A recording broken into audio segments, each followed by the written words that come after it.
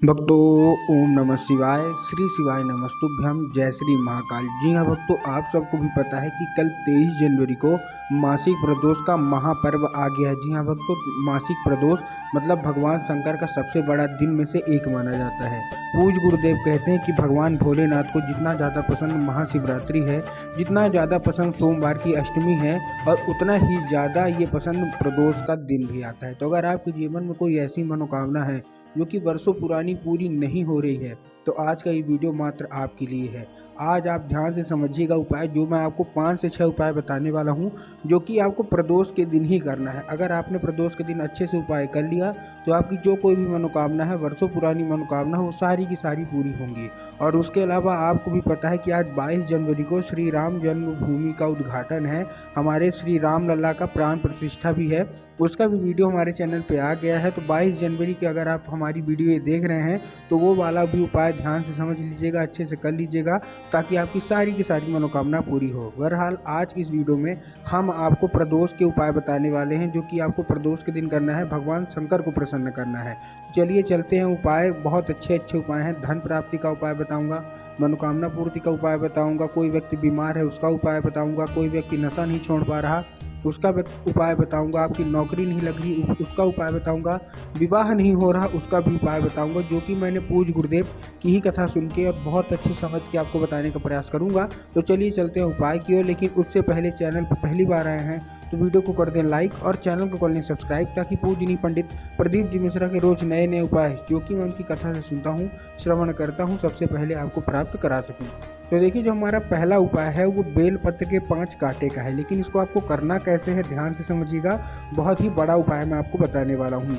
पूज्य गुरुदेव कहते हैं कि बेलपत्र के पेड़ में स्वयं माता पार्वती का वास होता है। तो अगर आपने माता पार्वती को खुश कर लिया तो भगवान भोलेनाथ अवश्य रूप से खुश हो जाएंगे। आपको पहले उपाय में 1 धतूरा चाहिए और बेलपत्र के 5 कांटे चाहिए।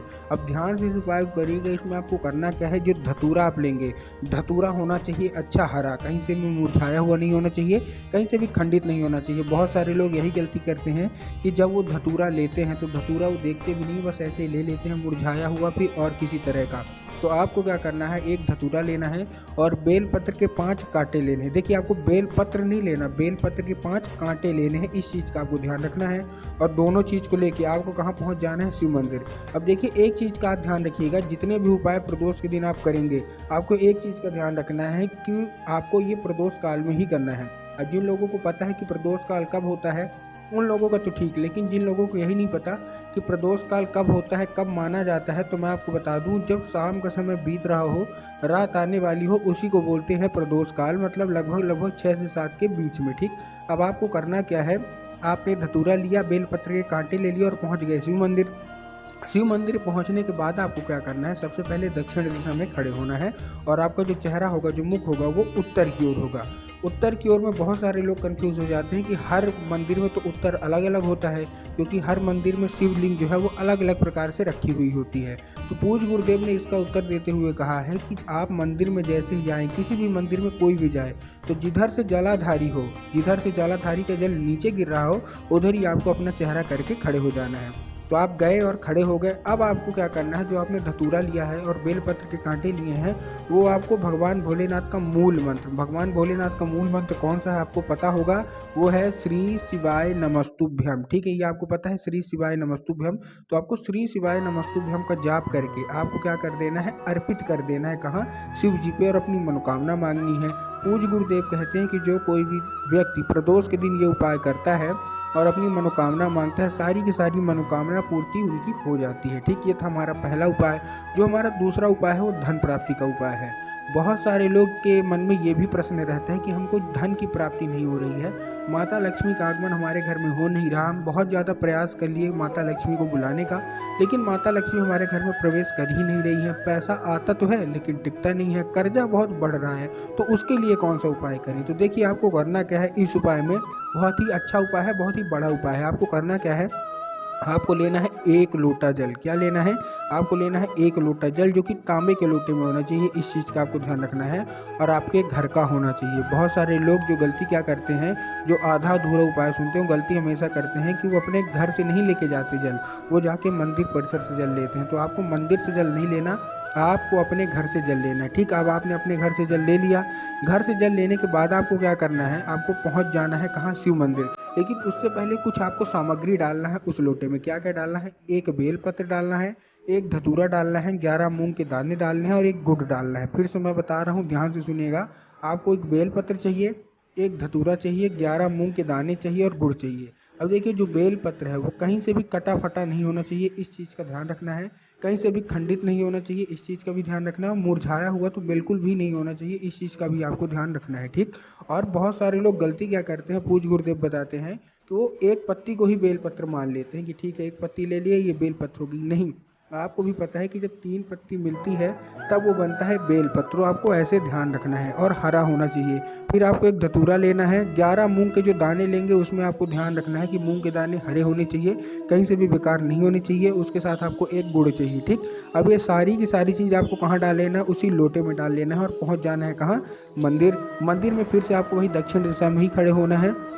अब आपको भगवान भोलेनाथ का ओम नमः शिवाय, क्या ओम नमः शिवाय एक भी मूल मंत्र है, आपको वो करके आपको धन प्राप्ति की मनोकामना मांगना है। पूज्य गुरुदेव कहते हैं कि अगर आपने ये उपाय प्रदोष के दिन किया, देखिए ये उपाय तो आप कभी भी कर सकते हैं, कोई भी सोमवार कर सकते हैं, लेकिन अगर आप ये प्रदोष के दिन करते हैं तो आपकी सारी की सारी मनोकामना बाबा भोलेनाथ अवश्य रूप से पूरी करते ही करते हैं। ठीक, तो ये था हमारा दूसरा उपाय। तीसरा उपाय एक ऐसा उपाय है जो कि प्रदोष का सबसे बड़ा उपाय है। अगर आपने इसको कर लिया तो प्रदोष में आपकी सारी की सारी मनोकामना पूरी होंगी ही होंगी। इसमें आपको करना क्या है, 2 दीपक लेने हैं। देखिए बहुत ही बड़ा उपाय है, क्यों, क्योंकि इस उपाय में आप न केवल भगवान भोलेनाथ को प्रसन्न कर रहे हैं, बल्कि इस उपाय में आप भोलेनाथ के साथ साथ माता पार्वती को भी प्रसन्न कर रहे हैं। आपको करना क्या है, आपको लेना है क्या है, 2 दिया, एक दिया घर के लिए, एक दिया बाहर के लिए। घर के दिए से क्या करना है हम आपको बाद में बताएंगे, लेकिन जो आपको बाहर के दिए से करना है आपको ध्यान रखना है। ठीक ना, आपको करना क्या है, ध्यान से समझिएगा। आपको एक दिया लेना है जो कि मिट्टी के दीपक होना चाहिए। ठीक ना, इस चीज़ का आपको ध्यान रखना है। मिट्टी के दीपक आपने ले लिया। मिट्टी के दीपक के साथ आपको क्या चाहिए, उसमें गोल बाती चाहिए और घी चाहिए। जो लोग आधा अधूरा उपाय सुनते हैं वो तेल भी डाल देते हैं, लेकिन आपको तेल का प्रयोग नहीं करना, तेल का उपयोग बिल्कुल भी नहीं करना। ठीक, आपने बेलपत्र ले लिया, बेलपत्र के साथ आपने क्या ले लिया, धतूरा। ये हमने पुराना उपाय बताया था। अब जो हमारा नया उपाय है वो दिए का है। तो दिए आपको लेके कहाँ पहुँचाना है, पहले तो आपको मिट्टी का दीपक लेना है, उसमें गोल बाती लेना है और घी डालना है और पहुँच जाना है कहाँ, बेलपत्र के पेड़ के नीचे। ध्यान रखिएगा, ये आपको प्रदोष के टाइम ही करना है, प्रदोष काल में ही करना है। ठीक, आप पहुँच गए। अब बेलपत्र के पेड़ में मैंने भी आपको भी बताया कि बेलपत्र के पेड़ में स्वयं माता पार्वती का वास होता है। ठीक, तो अगर आपने माता पार्वती को प्रसन्न कर लिया तो भोलेनाथ तो 100% प्रसन्न होंगे ही होंगे। आपको करना क्या है, जैसे ही आप पहुँचे आपको 3 बार परिक्रमा करनी है, किसकी, बेलपत्र की पेड़ की। कितनी बार परिक्रमा करनी है, 3 बार। 3 बार जैसे ही आप परिक्रमा करेंगे तो परिक्रमा करने के बाद आपके मन में जो कोई भी इच्छा होगी, जो कोई भी मनोकामना होगी, वो मांग के माता पार्वती से आपको क्या करना है, वो जो दिया है वो आपको बेलपत्र के पेड़ के नीचे आपको रख देना है। रखने के बाद आपको क्या करना है, पेड़ के नीचे ही, देखिए बहुत बड़ा उपाय मैं बता रहा हूँ, उसी पेड़ के नीचे जो आपको कंकड़ दिख जाए, क्या दिख जाए, जो भी आपको कंकड़ दिख जाए, उसी कंकड़ को शंकर मान के, ठीक ना, बेलपत्र के पेड़ के नीचे जो भी आपको छोटा से छोटा या बड़ा से बड़ा कंकड़ दिखे, कोई भी आप उठा लीजिए, उसी कंकड़ को आपको शंकर मान के क्या करना है, आपको थोड़ा सा जल और एक बेलपत्र अर्पित कर देना है। पूज्य गुरुदेव कहते हैं कि कंकड़ शंकर का उपाय अपने आप में ही महान है, लेकिन अगर आप प्रदोष के दिन करते हैं और बेलपत्र के पेड़ के नीचे कर देते हैं तो आपके जीवन में जो कोई भी समस्या है, जो कोई भी कष्ट है, वो सारा का सारा दूर हो जाता है। ठीक, तो ये करना है। जो हमारा दूसरा दीपक है, जैसे आप वो करके घर आएंगे तो जो हमारा दूसरा दीपक है, आपको करना क्या है, उस दीपक से आपको क्या करना है, अपने घर के बाहर, ध्यान रखिएगा, वो भी दीपक मिट्टी का होना चाहिए,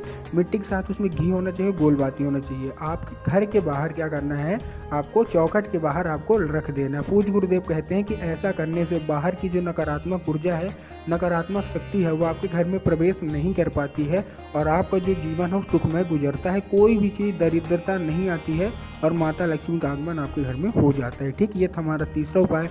चौथा उपाय है कर्जा मुक्ति का। बहुत सारे लोगों के कमेंट आते हैं कि हमारे जीवन में कर्जा बहुत बढ़ गया है, हमारे जीवन में कर्जा इतना बढ़ गया है कि कर्जा चुकाए नहीं चुक रहा, तो क्या करें। आपको क्या लेना है, आपको लेना है कच्चा दूध। देखिए प्रदोष का उपाय है, बहुत ही बड़ा उपाय है। आपको लेना है कच्चा दूध।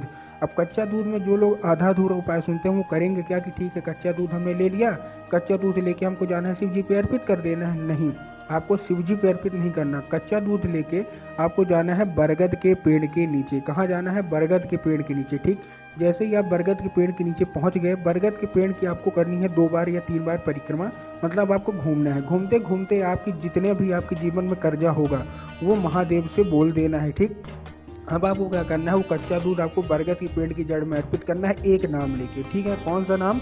महादेव का बहुत ही सुंदर सा नाम है बटकेश्वर महादेव। कौन से महादेव? बटकेश्वर महादेव। तो आपको बटकेश्वर महादेव का नाम लेके कच्चा दूध आपको क्या करना है? अर्पित कर देना है। कहाँ? बरगद की पेड़ के नीचे। पूज्य गुरुदेव कहते हैं कि जो कोई भी व्यक्ति उपाय कर लेता है, सारा का सारा कर्जा 1 से 1.5 महीने के अंदर गायब हो जाता है।